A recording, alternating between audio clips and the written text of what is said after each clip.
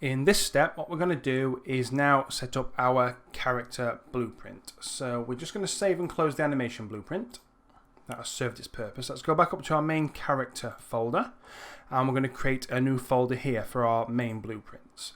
So we're just going to create a new folder. I'm going to call it Rob_BP, because this is where our blueprints are going to go. So we'll go into this folder here.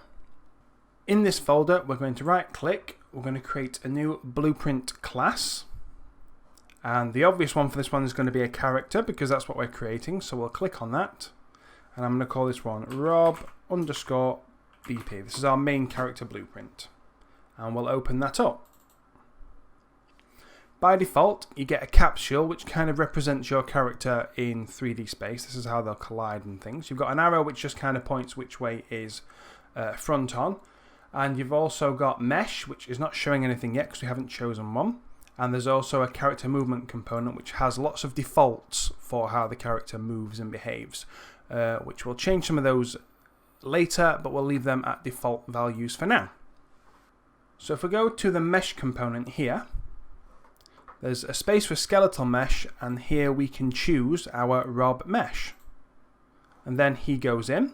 And then we obviously need to make a few changes because he's too high up and he's also not facing the right way. So let's just bring him down, and we need to get his feet pretty close. So let's rotate him first. So I'll just put my rotate tool on by pressing E. I'm going to rotate him 90 degrees so that he's facing front. And then I'm going to change my perspective view to a front view.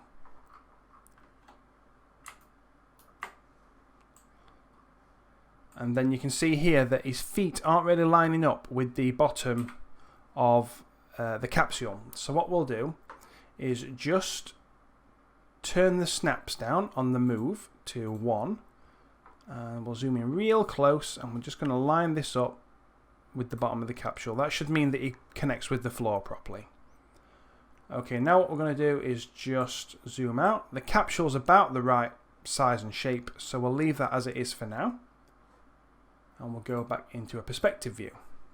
Now we need to tell this blueprint which animations to use. So it's already expecting to use an animation blueprint, which is good because we created one. We just need to tell it which animation blueprint we want it to use. So if we go to anim class, and there's the Rob anim blueprint we created, we'll click on that. And straight away, because there's currently no value in the speed, it will default to idling, which makes sense, doesn't it? Okay, now what we need to do is set up a way for the player to see the character, to have sort of inhabit 3D space. And to do that, we need to put a camera in there. And this is kind of a two-part process. So first of all, we need to create what's known as a spring arm. And this is kind of how the camera will attach to the player. So this will be how far back it is. It will be whether or not it clips through walls, etc. I'm just going to put it up in terms of height, if it lets me, to about the neck, something like that. So that puts the spring arm in place. Then what we need to do, with the spring arm selected, we're going to add another component, and that's going to be a camera. There we go. And that puts that in place. If we want to move it, it's better to select the spring arm and move it all up together. So I think I'm going to go slightly higher, kind of head height, like that. And whilst we've got the spring arm selected, we just need to turn on use pawn control rotation, which means that it gives the character control over the rotation of the camera. So essentially using your right analog stick or your mouse is going to allow you to control what the camera's looking at. What we also need to do is just open the class defaults, which is just located up here. And we're just going to turn off use controller rotation yaw. And that's just going to allow us to keep control of that camera as well. And one other final thing we want to do, just to make sure that the camera behaves as we expect, is go to the character movement component here. And then we're just going to scroll down. We're looking for the rotation settings section, character movement rotation settings. And we want to turn on orient rotation to movement, which means that when the character starts moving around, the camera will sort of default going back to straight behind them, which kind of helps to keep the player oriented at all times. Okay, so that sets most of it up. We'll just compile that for now, make sure we're not getting any errors, which we're not. What we need now is, in our event graph, we need the logic that's going to allow us to control the character. Now I could spend the next 20 minutes getting you to do this one step at a time, but we're going to do a little cheat here. One of the reasons that we use the third person blueprint is that if we go into this, here's the default character, the mannequin. And we're going to go into their event graph and just take all the logic from here. It's already got the gamepad input set up, the movement input, mouse input, jump.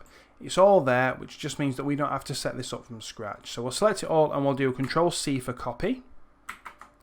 We'll then go to our blueprint. We're going to delete these nodes here because we don't need them. And then we'll paste with Control and V. There we go.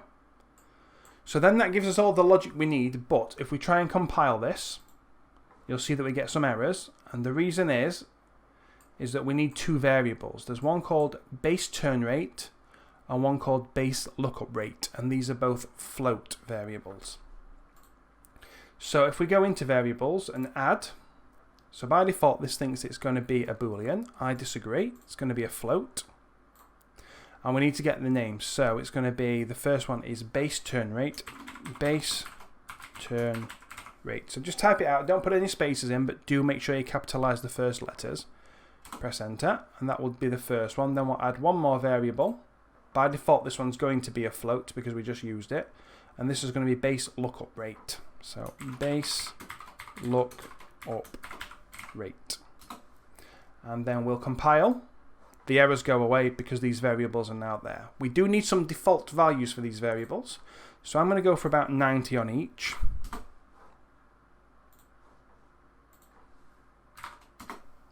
You can always come back and change these later once you've experimented.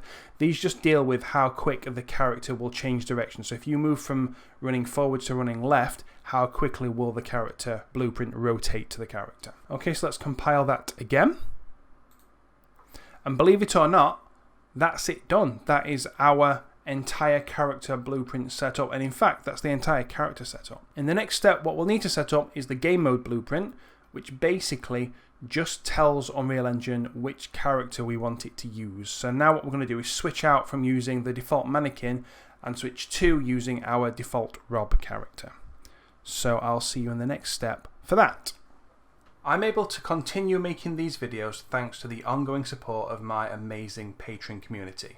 If you'd also like to support Game Dev Academy via Patreon, then check out the link in the description below. Thank you.